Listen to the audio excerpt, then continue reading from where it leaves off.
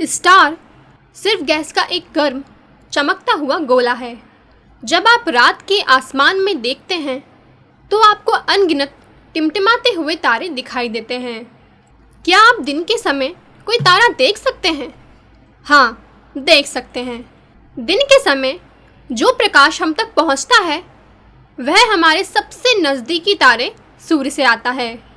सूर्य का निर्माण लगभग 4.6 अरब वर्ष पहले गैस और धूल के एक विशाल बादल से हुआ था, जिसे सोलर नेबुला कहा जाता है। यह नेबुला अपने गुरुत्वाकर्षण के कारण अपने आप में ही ढह गया और तेजी से घूमने लगा, जिसके कारण इस नेबुला का अधिकांश मटेरियल इसके केंद्र में जमा हो गया और हमारे सूर्य का निर्माण हुआ। सूर्य हमारे पूरे सौर मंडल के 99.8% मटेरियल से बना है। हमारे सौर मंडल के केंद्र में सूर्य एक पीला बोना तारा है जो लाइट और एनर्जी का एक स्रोत है, जो हमारे ग्रह को जीवन के लिए पर्याप्त गर्म बनाता है। सूर्य का गुरुत्वाकर्षण पृथ्वी और अन्य ग्रह को उसके चारों ओर बनाए रखता है। सूर्य पृथ्वी से कितना करीब है?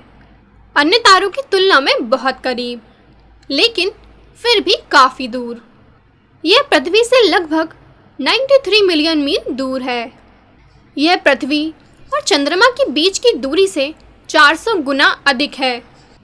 हालांकि ये अच्छी बात है कि पृथ्वी सूर्य के बहुत करीब नहीं है। अगर हम बहुत करीब होते तो पृथ्वी बहुत ज़्यादा गर्म होती और जीवन संभव नहीं होता। सूर्य की सतह बहुत गर्म है और इसका वातावरण उससे भी ज़्यादा गर्म है, लेकिन सूर्य की कोर सूर्य का सबसे गर्म हिस्सा है, जिसका तापमान 27 मिलियन डिग्री फ़ारेनहाइट तक होता है। हमारा सूर्य पृथ्वी से लगभग 100 गुना चौड़ा है, फिर भी यह एक एवरेज साइज का तारा है। एस्ट्रोनॉमर्स ने कुछ ऐसे तारे खोजे हैं जो सूर्य से 100 गुना बड़े हैं और कुछ तो ऐसे हैं जो 10 गुना छोटे हैं। आइए जानते हैं सूर्य का निर्माण कैसे हुआ। नेबुला अंतरिक्ष में गैस और धूल का बड़ा बादल है। यहीं से सूर्य की शुरुआत होती है। प्रोटोस्टार जैसे जैसे गैस और धूल करीब आते हैं, यह बादल घूमना और गर्म होना शुरू होता है, जिससे एक प्रोटोस्टार बनता है, एक तरह का बेबी सन। मेन सीक्वेंस सूर्य वर्तमान में अपने मेन सीक्वेंस में है, जहां ये हाइड्रोजन को हीलियम में संलयन करके चमकता है। रेड जायंट अंततः सूर्य में हाइड्रोजन ईंधन समाप्त हो जाएगा और ये हीलियम को भारी तत्वों में संलयित करना शुरू कर देगा, जिससे ये बड़ा और लाल हो जाएगा। इसे ही रेड जायंट कहा जाता है।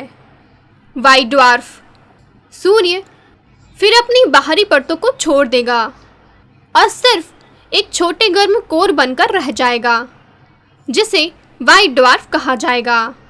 ब्लैक ड्वार्फ सफ़ेद बोना धीरे धीरे ठंडा हो जाएगा और फीका पड़ जाएगा। अंततः एक ब्लैक ड्वार्फ बन जाएगा जो दिखाई भी नहीं देता है।